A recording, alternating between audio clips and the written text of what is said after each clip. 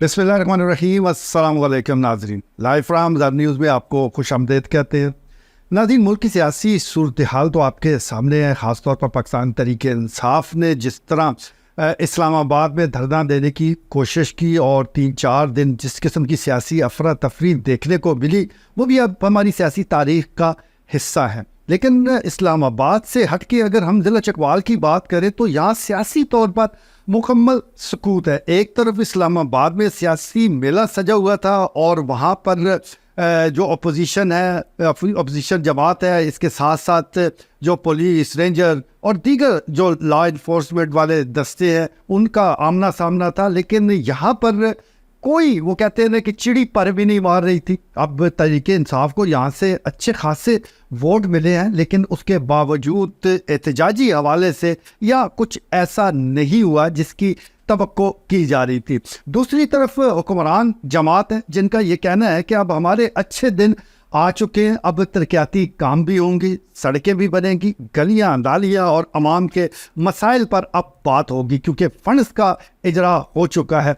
अब भी ये सारे दावे हैं क्योंकि अपोजिशन का जो तर्ज अमल ज़िला चकवाल के हवाले से वो हमेशा ऐसे ही रहता है। जब नून लीग अपोजिशन में थी तो वो भी साइलेंट मूड पर थी, जैसा कि आजकल पाकिस्तान तहरीक इंसाफ हमें नज़र आती है। लेकिन तरक्याती कामों के हवाले से बहुत कुछ करना बाकी, आवाम की बड़ी तवक्कुआत है और बिलखसूस वो मनसूबा जात जो मुकम्मल नहीं हो सके किसी वजह से, वो अवामी मसाइल का शिकार बन रहे हैं। इसके साथ साथ जो बल्दियाती इलेक्शन है उसकी भी नवीद सुनी गई। उस वक्त कहा गया कि बस इस साल वो होने को है, लेकिन अब अरसा हो गया ये बल्दियाती इलेक्शन भी नहीं हुए।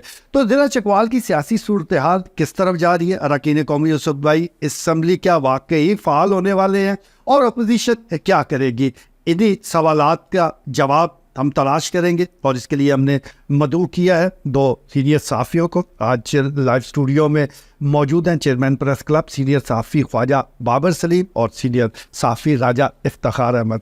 ख्वाजा साहब, अभी मैंने जिस तरह इंट्रो में ये सारी डिटेल बताई है, तो इस पर आप क्या तबसरा करेंगे कि आने वाले दिनों में हमें कौन से सियासी मनाज़र इधर चकवाल हमें देखने को मिले? उसमें देखें जी, अभी तो ये 8 फरवरी के इलेक्शन की मतलब सारा अभी जा रहा है, वो कह रहे हैं मैंडेट चोरी हुआ है, सारा अदालतों में भी मामला समात हैं। तो बहरहाल ये जो आप बात करते हैं तरक्याती कामों की, तो ये 5-6 महीने से बिल्कुल एक जमूद था, महंगाई की एक लहर थी। हमने पीछे देखा IMF का तैयार करना बजट और लोगों को काफ़ी मुश्किलात थी। तो बहरहाल अब ये अदातो शुमार भी और बैनुल अक़वामी अदातो शुमार भी ये बता रहे हैं कि ये पाकिस्तान की माशी सूरत हाल बेहतर हो रही है और वो कहते हैं सिंगल डिजिट में आ गया है सारा, वो भी है उसमें। तो बहरहाल मसाइल तो बहरहाल अपनी जगह मौजूद है। तो ये जो आप बल्दियाती इलेक्शन की बात करते हैं, तो ये एक सियासी अमल मैं समझता हूँ कि ये पूरे, अगर आप मुल्क के दूसरे सूबों में देखें तो तमाम ये बल्दियाती इदारे फंक्शनल हैं। बल्कि 8 फरवरी के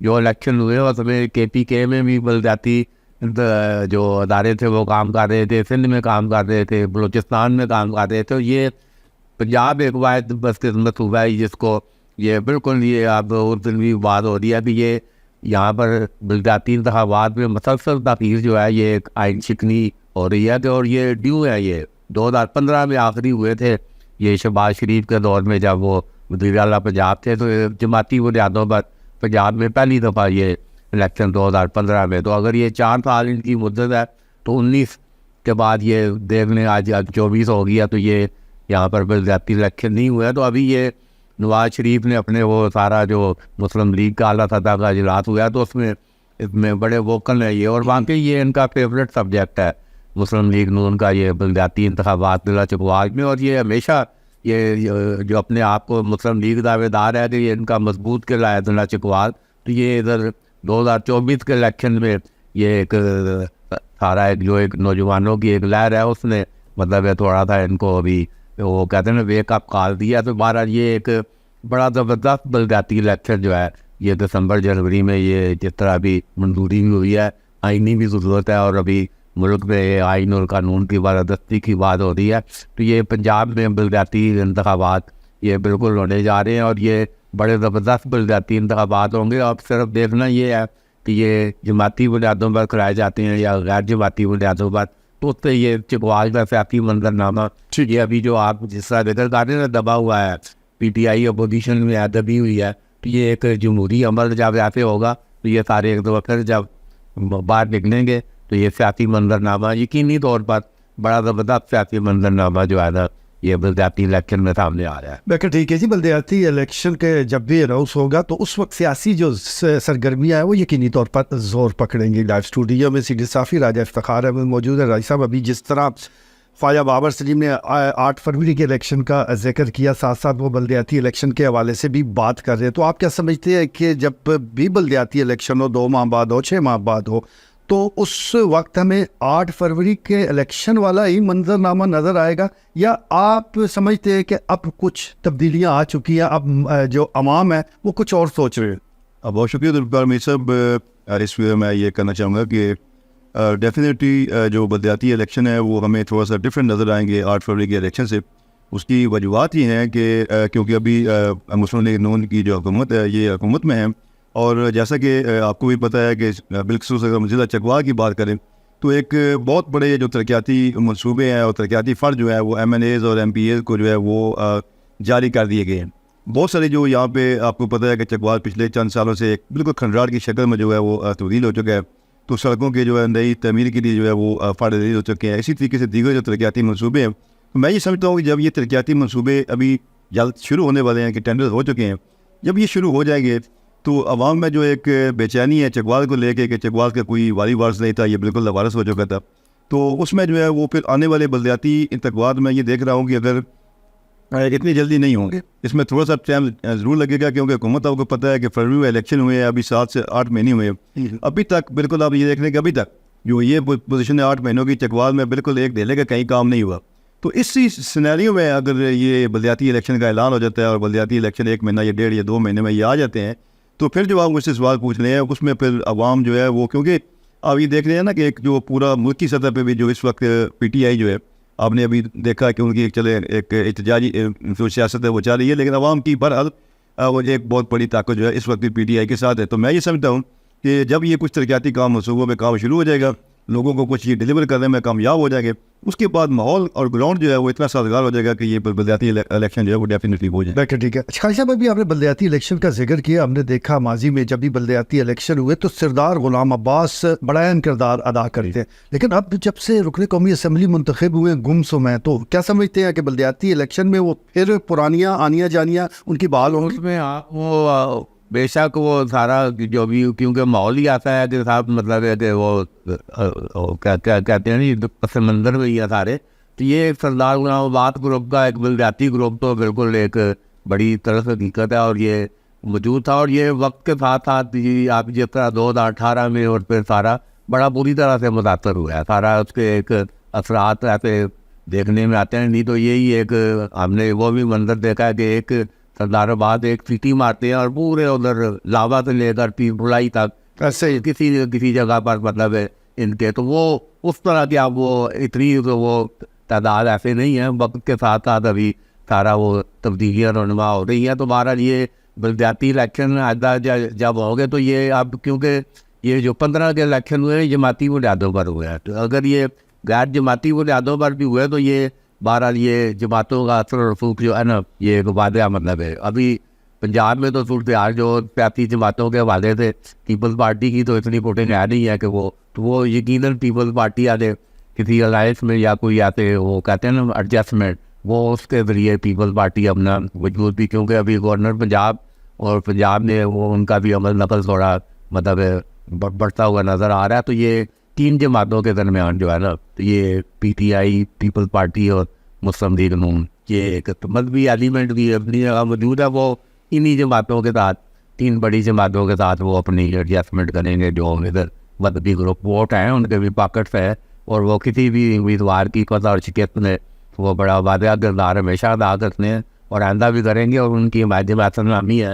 تو یہ سارے مل کے کچھ اچھا مطلب ایک سیاسی عمل جو ہے نا ساری جماعتیں, مجھے یقین ہے جماعتی ہو یا غیر جماعتی ہو, اب یہ ایک جو سیاسی لگت چل چکی ہے تو یہ ساری جماعتیں کسی نہ کسی شکل میں باہر یا پہ بلدیاتی الیکشن میں نظر آئیں.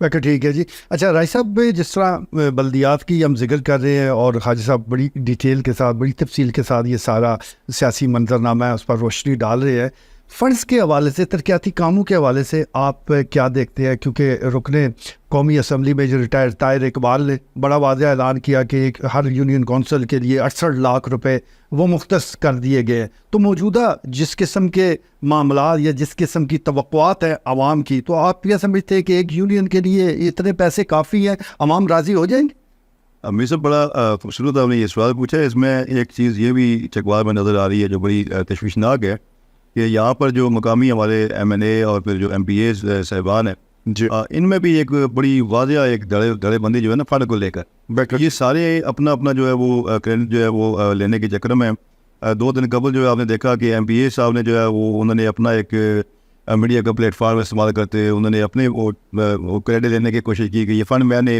آج سے 4-5 ماہ قبل جو ہے وہ منظور کرائے تھے.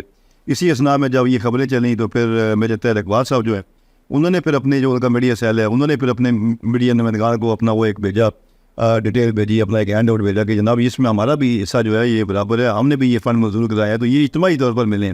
تو ایک تو فنڈ جو ہے وہ جیسے کہ آپ ذکر کر رہے ہیں یہ تو بھی اتنے زیادہ نہیں ہے کہ اس سے کوئی ترقیاتی کام ہو سکے. اور دوسرا میں یہ سمجھتا ہوں کہ حکومتی جماعت کو جو ہے وہ ایک پچ پر جو ہے وہ آنے کی ضرورت ہے. اگر ان میں یہ دڑے بازی آنے والے دنوں میں یہ مضبوط اگر مزید مضبوط ہوتی ہے تو پھر اس کا ڈیفینیٹلی نقصان جو ہے وہ چکوال کی عوام کو.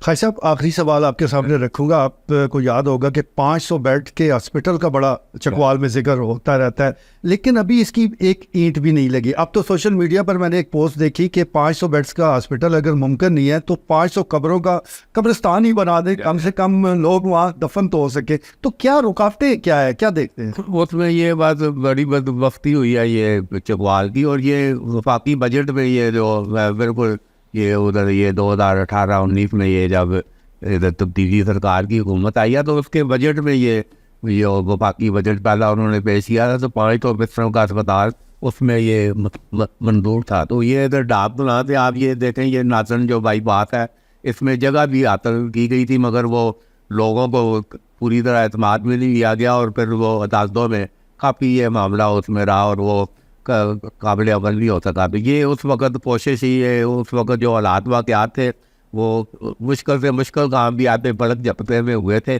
تو بہرحال یہ اہل چکوال کی بات پتہ نہیں دعائیں مانگ کے کہ بھئی یہ پنڈی لا جاؤ تو یہ ہوئی گردان یہ ختم ہونے میں یہ امکانات پیدا ہو گئے تھے 2018-19 میں. تو وہ بہرحال زمین کی وجہ سے وہ معاملہ رہ گیا. تو بہرحال اب بھی یہ فوجی علاقہ ہے اور سارا مطلب ہے ادھر شہیدوں غازیوں کی یہ سرزمین ہے اور بالکل بڑی قربانی ہے اس علاقے کی.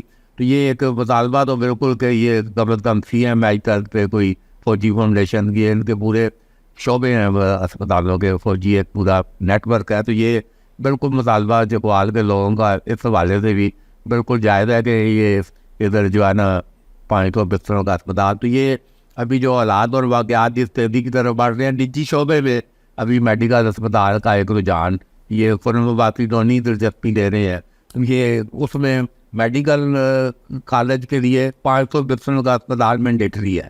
یہ اگر میڈیکل کالج کی اگر کوئی پیش رفت آگے چلتی ہے تو مجھے یقین ہے کہ یہ 500 بستروں کا اسپتال اس میں خود بخود ہی جو ہے نا یہ بننے کے امکانات پھر ایک دفعہ روشن ہو. ٹھیک ہو گیا. خالد صاحب آپ کا بھی, ناظر صاحب آپ کا بہت شکریہ.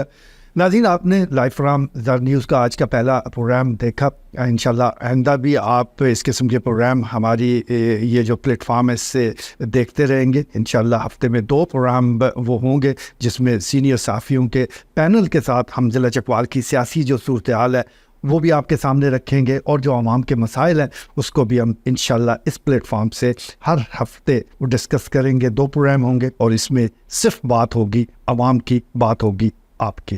اجازت دیجیے, اللہ کے بعد.